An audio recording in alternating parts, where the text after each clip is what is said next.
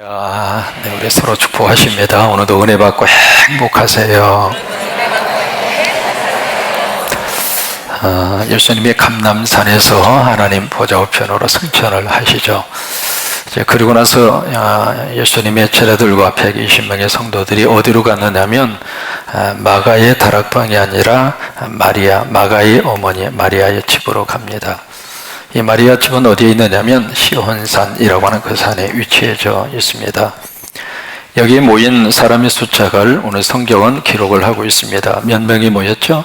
120명이 모였습니다. 그러면 이들이 바로 이곳에 모여서 뭘 했는가? 14절에 보시면 더불어 마음을 함께하여 기도에 어떻게 했어요? 힘을 썼어요. 우리가 사랑에 빠졌다는 이야기를 영어로 fall in love라 그렇게 표현을 합니다. 사랑 속에다 fall in, 완전히 푹 빠졌다. 그래서 사랑 속에 빠지면 눈에 보이는 게 없습니다. 오로지 그 사람밖에 생각을 안 합니다. 다 과거의 경험자들입니다. 그렇게 해서 이제 눈에 콩깍지가 쓰여져서 딴딴따나 결혼식하고 살면서 눈이 떠지는 거죠. 근데 우리가 기도에 푹 빠지는 것을 영어로 fall in prayer라 그렇게 표현합니다. 기도 속에 푹 빠져 있는 거예요. 그래서 120명의 성도들이 이 마리아의 집에 모여서 기도하는데 무슨 기도를 가지고 그들이 하나님 앞에 기도에 전혀 힘을 썼을까? 여러분, 사람마다 나름대로 다 기도 제목이 있잖아요. 가정을 위해서, 자녀를 위해서, 삶의 문제를 위해서, 자녀손들을 위해서 나름대로 기도 제목을 가지고 있는데 이분들이 간절히 하나님 앞에 기도에 푹 빠져서 하나님 앞에 간구를 했던 그 기도 제목이 무엇일까? 그것은 바로 뭐였느냐면 바로 성령이었습니다. 예수님이 승천하시면서 그들에게 주신 말씀이 있거든요. 너희가 몇 날이 못해요 아버지가 약속하신 성령을 받으리라. 그래서 그들이 간절히 하나님 앞에 기도한 그 기도의 제목은 바로 성령이에요. 여러분, 이 시간도 성령님이 우리 가운데 충만하시기를 축복합니다. 왜냐하면 말세에 정말 우리에게 필요한 것은 성령입니다. 복잡한 세상의 판도 속에서 하루하루 사는 것이 버거운 세상에서 그래서 어떻게 그 파도를 헤쳐나가면서 우리가 믿음으로 살아갈 수 있을까? 우리 힘으로 어렵습니다. 우리 능력으로 안 됩니다. 우리 의지로 어렵습니다. 근데 오직 나의 신으로 말미암아 드러나니라. 나의 신으로 말미암아 드러나니라. 나의 신으로 말미암아 드러나니라. 그러니까 우리가 간절히 원하고 사모해야 될 기도 제목은 성령이에요. 그래서 성령이 우리 가운데 임재해 주셔야 성령이 우리를 지켜주시고, 우리 민족도 마찬가지입니다. 1907년 이 땅에 무엇이 임했는가? 하나님의 불이 임했습니다. 그러면서 거기서 일제의 압박 속에서 독립에 대한 희망의 싹을 거기서 틔우게 됐고요. 1907년 평양 대부흥의 거룩한 역사를 통해서 이 민족의 새로운 미래의 놀라운 역사들이 거기서 시작이 된 거예요. 다시 이 땅에 하나님의 불을 내려 주셔서, 이 땅에 성령의 불을 내려 주셔서, 성령의 불을 내려 주셔서 세계사 속에서 여러분 문명의 역사를 들여다보면 그 나라를 쓰실 때 무엇이 있었는가? 성령의 역사가 먼저 있었습니다. 미국도 마찬가지입니다. 19세기, 18세기 말 19세기 미국의 역사를 바꾸는 성령의 대각성 부흥의 운동이 3번 있었습니다. 그러니까 성령의 불이 임한 다음에 그 나라를 하나님이 쓰시는 거예요. 그래서 제자들이 하나님 앞에 간절히 갖고 부르짖어 기도한 제목은 바로 성령입니다. 여러분, 기도하면 하나님이 들으시지 않아요? 그래서 누가 11장에 보시면 3번 우리에게 강조해서 말씀을 하세요. 구하라, 찾으라, 두드리라.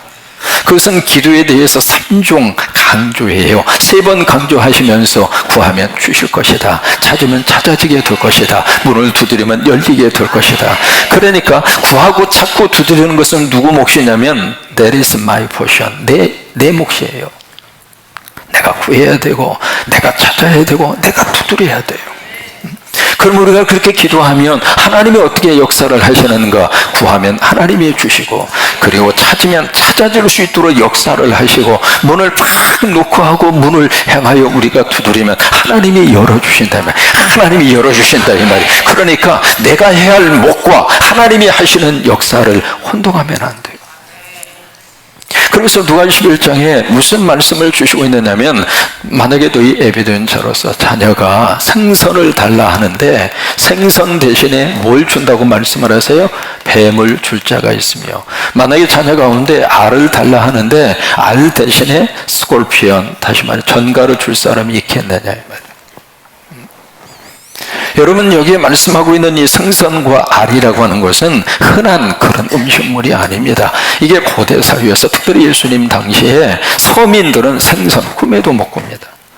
제가 군산에 와서 놀란 것 중에 하나가, 군산에 오니까 생선이 그렇게 많아요. 예스.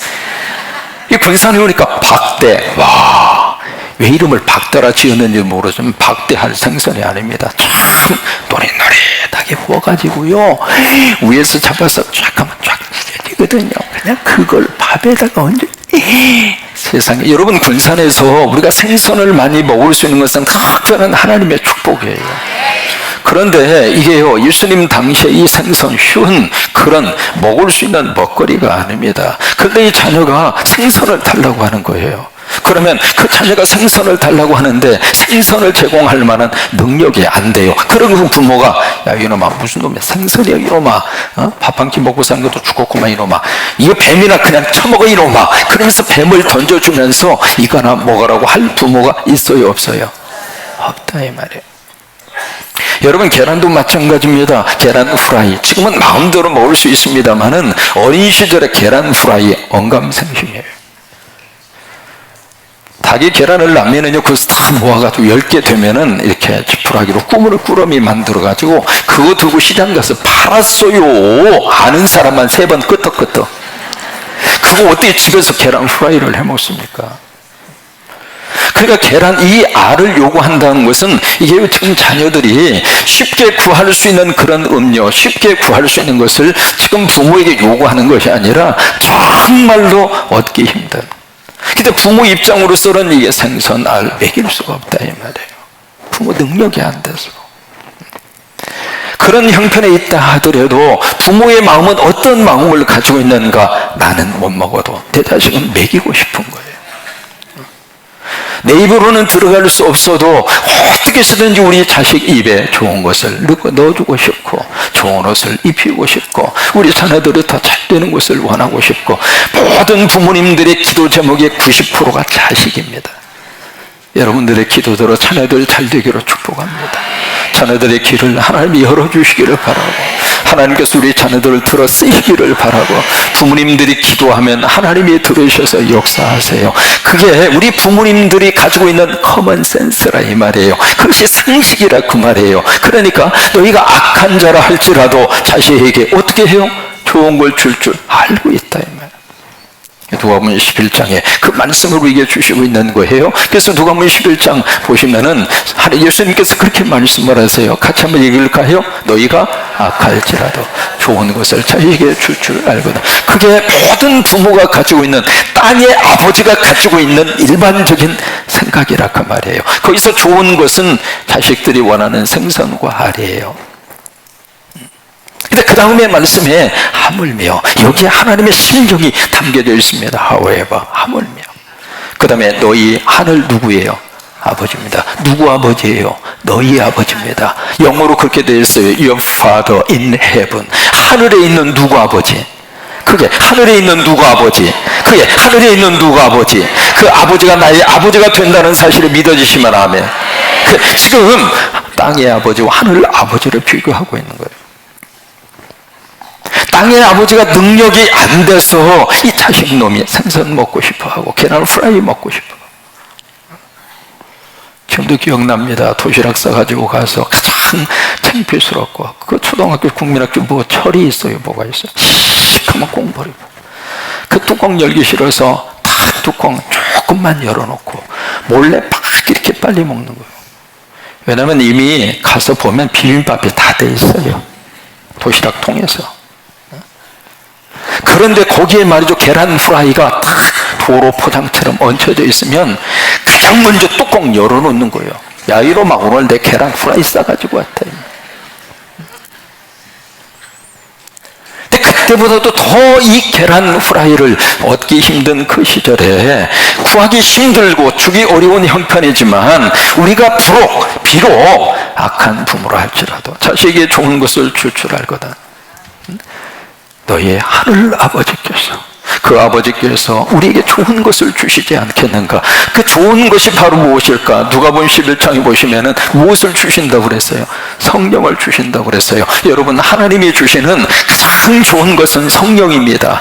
성령입니다. 성령입니다. 여러분, 성령으로 충만하면 어깨 펴고 살아갈 수 있습니다. 성령으로 충만하면 영적 승리를 가지고 살 수 있습니다. 그 은혜가 임할지어다. 그 은혜가 임할지어다. 성령 받아라. 그래서 성령을 위하여 그들이 이 마리아의 집에 모여서 간절히 기도합니다. 그러다가 지금 오늘 말씀이 무엇으로 넘어가느냐면 바로 베드로가 그들 가운데 서서 뭘 하느냐면 베드로가 지금 설교를 합니다. 베드로의 설교예요.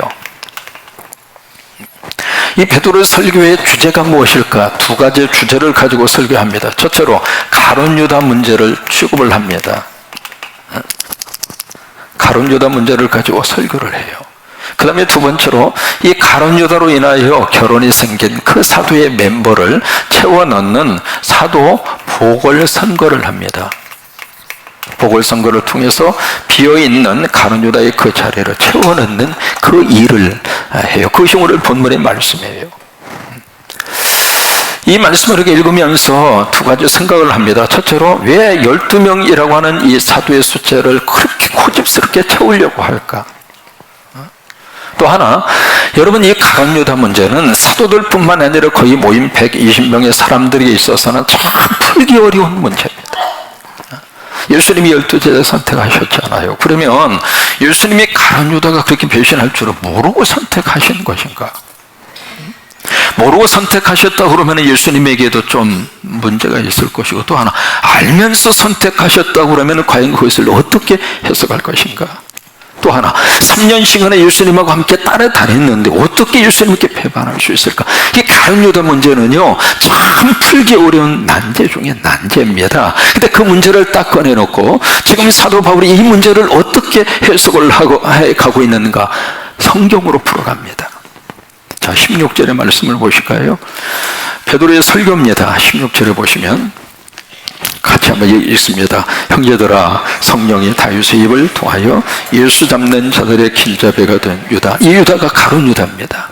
유다를 가르쳐 그 다음에 미리 말씀하신 무엇이 응하였으니, 중요한 그 포인트예요. 뭐가 지금 응답이 된 거예요? 성경이 응하였으니, 그 다음에 어떻게 하도다? 마땅하도다. 그러니까 이 가룟 유다 문제를 어떻게 지금 풀어가고 있느냐면 성경으로 지금 풀고 있다 이 말이에요. 다른 것으로 풀어가는 것이 아니라 어떤 내가 생각하는 어떤 내 생각이라든지 경험이라든지 어떤 내가 생각하는 지식의 그 차원으로 이 가룟 유다 문제를 풀어가는 것이 아니라 성경으로 풀고 있는 거예요. 그러니까 모든 문제를 우리가 풀어갈 수 있는 그 마스터 키가 어디에 있는가? 성경에 있습니다. 성경에.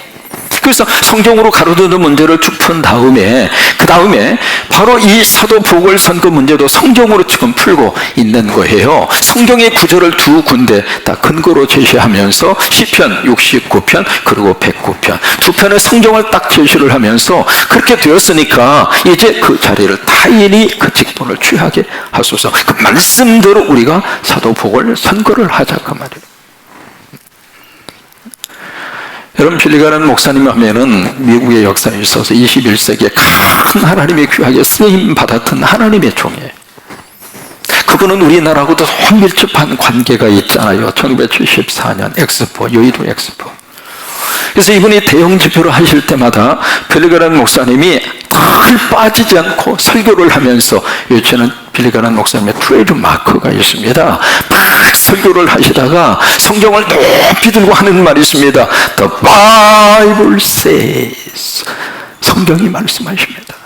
성경이 말씀하십니다. 성경이 말씀하십니다. 그러니까 빌리가란 목사님은 막 말씀을 증거하고 그 대형 집회를 인도하시다가 가끔씩 성경을 높이 들면서 성경이 말씀하십니다. 여러분, 성경 속에 인생의 답이 있습니다. 성경 속에 우리나라의 앞길이 있습니다. 성경 속에 우리 가정에 가장 중요한 행복이 담겨져 있고, 성경 속에 미래가 있고, 성경 속에 하나님 나라의 거룩한 역사가 있고, 이 세상의 모든 것에 대한 미래는 말씀 속에 있습니다. 지금 베드로는 이 가룟 유다 문제를 다른 것으로 접근하고 푼 것이 아니라 성경으로. 그래요. 성경으로 풀면 다 풀어집니다. 어떤 문제라 하더라도 우리나라에 현재 처해져 있는 이 상황 무엇으로 풀어갈까요? 우리가 새벽마다 예레미야서를 지금 만나고 있습니다마는 예레미야서에 이미 우리나라의 역사와 똑같은 이스라엘의 역사를 성경이 이미 지금부터 2600-700년 전에 기록해놨습니다. 그러니까 성경 속에 답이 있는 거예요. 성경 속에 하나님의 음성이 담겨져 있고요. 그래서 이 베드로는 이 가룟 유다 문제를 성서적으로 풀어가는 거예요. 앞으로 어느 문제라 하더라도 여러분 성경으로 푸십시오. 그러면 거기에 하나님의 역사가 있고 하나님의 능력이 있고 하나님의 축복이 있는 거예요. 그러면서 이제 바로 사도 보궐선거를 하는데 고집스럽게 12명을 채우려고 합니다. 여러분 12라고 하는 숫자가요, 성경에 가장 먼저 나온 것이 야곱의 야곱 12아들, 거기서부터 나와요. 성경에 야곱에게 부인이 4명이 있었잖아요. 그거 들으면서 남자분들이 좋겠다 그런 생각하면 큰일 납니다. 그래서 4명의 부인을 통해서 그냥 자녀를 낳는데 12명이라고 하는 숫자를 고집스럽게 채워가요. 그럼 왜 12이라는 숫자를 그렇게 고집스럽게 채워가려고 할까? 이유가 있습니다. 12이라고 하는 숫자는 첫째 하늘의 숫자입니다. 왜냐하면 12라고 하는 숫자는 3 곱하기 4예요 3이라고 하는 숫자는 성경에서 하늘의 숫자입니다. 4라고 하는 숫자는 땅의 숫자예요. 그래서 이 3과 4에 곱하거나 더해지는 숫자를 통해서 나오는 것은 하늘의 숫자입니다. 7이라고 하는 숫자도 그러고 12라고 하는 숫자도 그러고 12 곱하기 12는 144잖아요. 그런 식으로 7이나 12, 3과 4 이렇게 덧셈과 곱셈을 통해서 나오는 모든 숫자는 하늘의 숫자예요. 그리고 두 번째는 이 12라고 하는 숫자는 퍼펙트 넘버입니다. 완벽한 숫자예요. 그래서 이스라엘 12지파 그 이야기는요, 이스라엘 백성 전체를 의미하는 거예요. 그 다음에 예수님이 12제자를 선택한 이유는 모든 이 인류의 완벽한 구원을 의미하는 거예요. 숫자적으로 12, 그 숫자 속에 이렇게 제한을 둔 숫자의 의미성보다도 그 12라는 숫자 속에 영적 메시지와 의미를 담고 12를 고집스럽게 성경이 끌고 가는 거예요.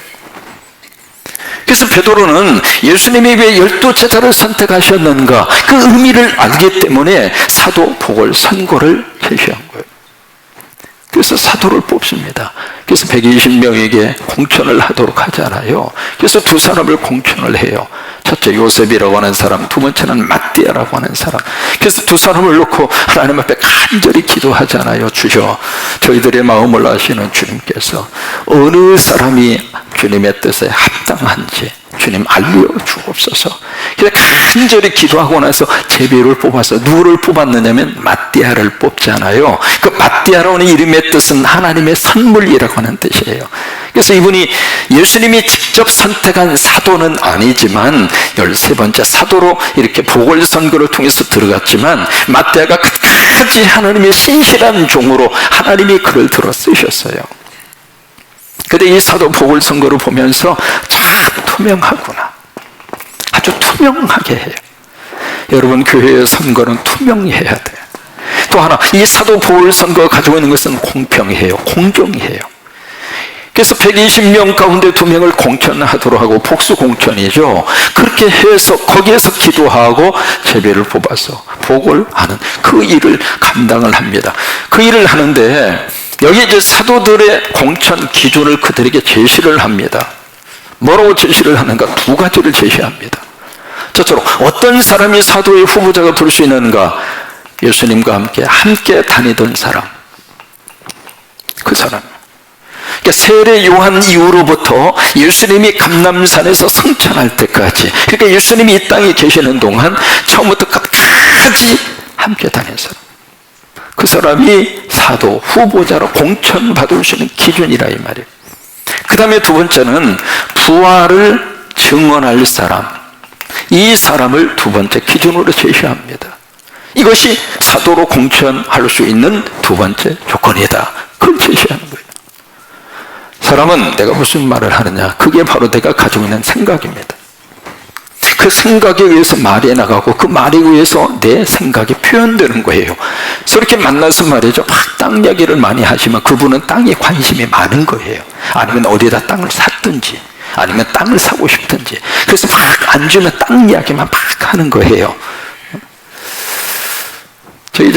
제가 살았던 토렌스라고 하는 지역 위로 가면 팔로스 버데스라고 그래서 아주 유명한 DJ 정권 때 우리 한국의 매스컴에서 크게 떠들었던 동네입니다. 굉장히 부자들이 많이 사는 그런 동네예요. 거기 신방을 이렇게 갔는데 거기에 있는 집들은 말 그대로 야, 세상에 이런 집이 있나 싶을 정도. 딱 들어가면은 말이죠, 그 앞에 쫙 정원 그 거실에 유리창으로 이렇게 되어져 있는데 유리창 너머로 태평양이 넘실댑니다. 뭐 놀랄 일은 아닙니다. 그래서 집이 말이죠, 그림 같은 집을 지어놓고 그렇게. 한국 분들도 거기 굉장히 많이 사세요. 근데 신방을 딱 갔는데 거기 부인은 신앙생활 잘해요. 근데 남편은 1년에 2번 나와주는 사람이에요.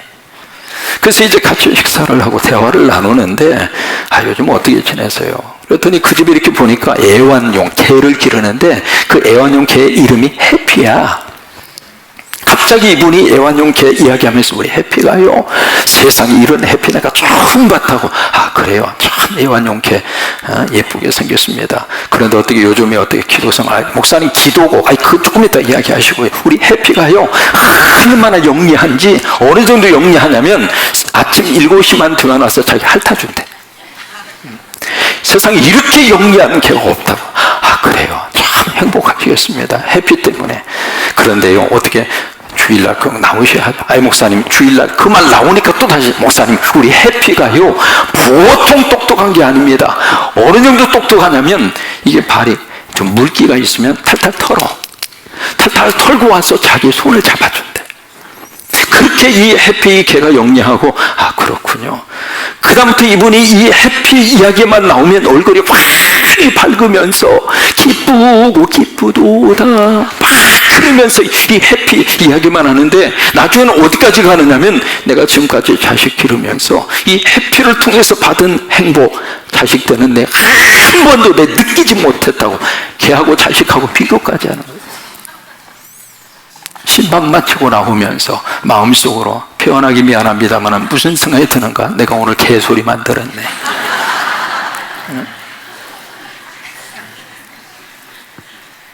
그 사람의 생각 속에 지금 뭐가 자리 잡고 있는가, 뭐가 있어요?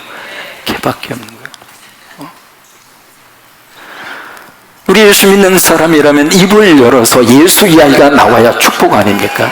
그 점 만나면 예수님 이야기하고 성령님 이야기하고 서로 같이 기도 제목 나누고, 그게 정상 아닙니까? 그러니까 지금 누가 사도의 자격이 될 수 있는가? 그 부활을 청문하는 사람. 그래서 첫 번째 조건으로 내건 것이 바로 이 함께 다니던 사람이에요. 이 함께 다녔다는 이야기는 동행을 했다는 이야기죠. 동행을 한 거예요. 그러면 누구하고 지금 그들이 동행을 했는가? 누구하고 동행을 했어요? 예수님하고 동행을 한 거죠. 예수님하고. 이게 예수님하고 동행을 하면 어떤 변화가 나타나는가? 사람은 예수님과 동행하면 뭐가 돼요? 닮아가요. 같이 동행을 하면 어쩔 수 없이 닮아요. 말투도 닮아가고 표정도 닮아가고. 저하고 지금 한 4년 지냈잖아요. 여러분 모르긴 몰라도 차 목사하고 지금 많이 닮아진 거예요. 가랑비에 옷 젖는다고. 목사님, 내가 왜 목사님 닮았어요? 보세요. 알게 모르게 차 목사 어투가 나오고요. 가끔 가다 갑자기 왜 그래요? 덜 봤으니까. 그러니까 동행하는 것만큼 사람은 닮게 되어져 있거든요. 그러니까 예수님과 동행하면 누구를 닮아요? 예수님 닮죠. 예수님 닮는 사람이 제자이고 사도죠. 그래서 바로 이 함께 다니던 사람, 예수님과 동행하던 사람, 그 사람이 바로 사도로서의 공천받을 수 있는 기준이다, 그런 거예요. 우리가 예수님과 동행하면 하나님의 놀라운 역사가 나타납니다. 근데 지금 우리는 무엇하고 지금 동행하고 있는가? 핸드폰하고 동행하고 있어요. 어디에 나가려고 그러면 예수님 함께 가시죠. 그 생각이 먼저 들어요. 핸드폰 어디 있어? 핸드폰 어디다 놨지? 핸드폰부터 찾아요. 1번이요, 2번이에요. 대답은 하지 마세요. 그래서 만약에 핸드폰이 없으면 그때부터 막 불안합니다. 허전하게 이럴 때 없고 아무것도 일이 안 될 것처럼. 여러분, 핸드폰 없으면 살아요, 죽어요? 예수님 없으면 살아요, 죽어요? 그 어느 것과 동행을 해야 돼요. 그런데 현실은 예수님은 사라져버리고 그냥 지금도 아마 전부 다 주머니 핸드폰 다 있잖아요. 핸드폰을 얼마나 사랑하는지. 핸드폰은 나의 목자시니 내게 부족함이 없으리로다. 그냥 핸드폰 가지고 그냥 SNS하고 그 자체가 잘못됐다, 그 말은 아닙니다. 그런데 이게 페이스북을 보고 그 다음에 카톡을 하고 그건 열심히 하면 머리만 아픕니다. 여러분, 핸드폰에서 딱 볼 수 있는 것은 지금 유튜브로 지금 실황 방송이 나가거든요. 이거요, 군산 성광교 유튜브 보는 것 외에는 별거 없어요. 아멘도 안 하시네. 그러니까 우리가 예수님과 동행하면, 예수님을 닮아가고, 또 하나 예수님하고 함께하고 동행하면 어떤 역사가 나타나는가. 전도서 4장 9절에서 12절까지 솔로몬이 우리에게 세 가지를 말씀을 하십니다. 전도서 4장 9절에 그렇게 말씀을 하십니다. 같이 한번 읽으셨으면 좋겠어요. 시작. 두 사람이 한 사람보다 나으면 저희가 수고함으로 좋은 상을 얻을 것입니다. 우리가요, 예수님과 동행하고 예수님과 함께하면 어떤 결과와 역사가 나타나는가. 시너지 효과가 나타나요. 혼자 해도 효과가 있습니다만은 함께하면, 특별히 예수님하고 동행하고 예수님하고 함께하면 이 시너지 효과가 배가가 됩니다. 이게 말 있잖아요. 말 한 마리가 끌 수 있는 무게가 2톤입니다. 실험을 해보니까. 그러면 말 2마리가 끌 수 있는 그 무게는 산술적으로 보면 2 더하기 2니까 4톤이잖아요. 4톤을 말 2마리가 끌 수 있잖아요, 산술적으로. 근데 이것을 시너지 효과가 나타나서 말 2마리가 함께하고 함께 끌으니까 얼마를 끌 수 있느냐면 23톤을 끌 수 있어요. 이게 시너지 효과입니다. 그러니까 성령님과 동행하고 예수님과 함께하면 23톤이 뭐예요? 더 큰 시너지 효과가 나오는 거예요.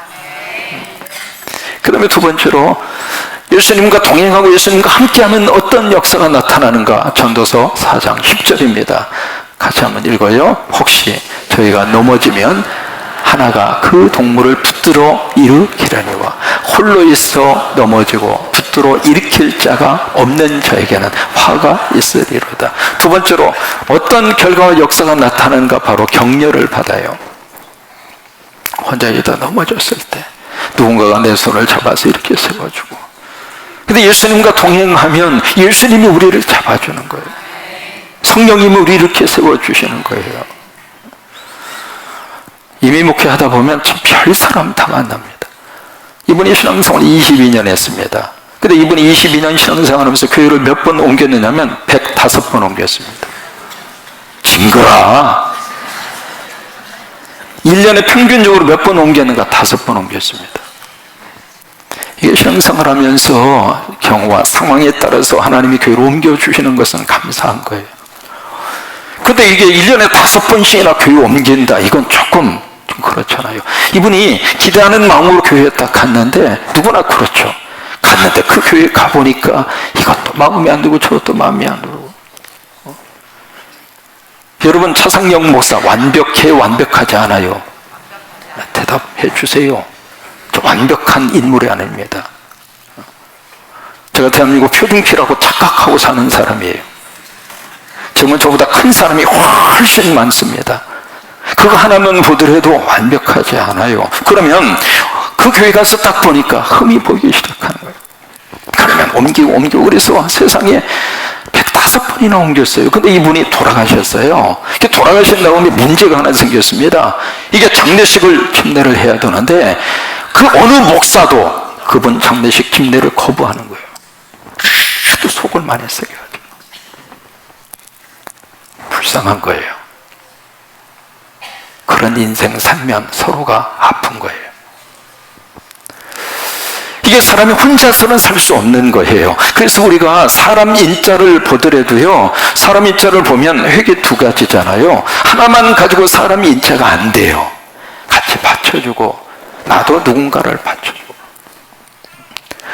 그러니까 예수님하고 동행하고 예수님하고 함께 살면 바로 이 격려, 주님이 우리를 밀어주고, 주님이 우리를 도와주고, 주님이 우리를 세워주고. 그 다음에 세 번째로 예수님과 동행하고 함께하면 어떤 역사가 나타나는가? 바로 삼겹줄 은혜를 하나님이 주십니다.